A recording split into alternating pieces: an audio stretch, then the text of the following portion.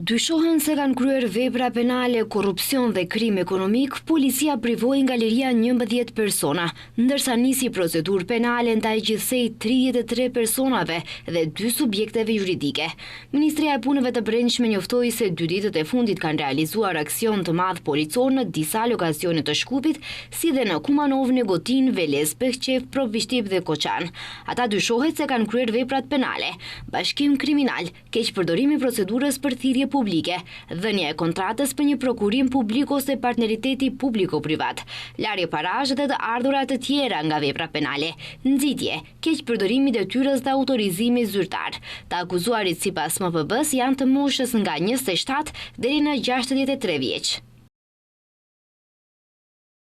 Të dyshuarit BD, FA, KP, VS, DM, VK dhe BZ gjatë vitit 2023 kanë krijuar grupe me qëllim kryerjen e veprave penale, ndërsa më pas në grup janë bashkuar edhe 26 të tjerë, të cilët gjatë vitit 2023-2024 me qëllim që të përfitonin për vete ose për dikë tjetër, përfitim material, ata me vetëdije shkelen rregullore mbi procedurën e tenderit publik, dhënies së një kontrate të prokurimit publik ose partneritetit publik-privat. MPB tregon se si të dyshuarit janë marrëveshje në thirrje publike të konkurrojnë 2 subjekte dhe njëra të jap ofertë më të lartë që t'i mundsoj tjetrës që ta fitojë tenderin.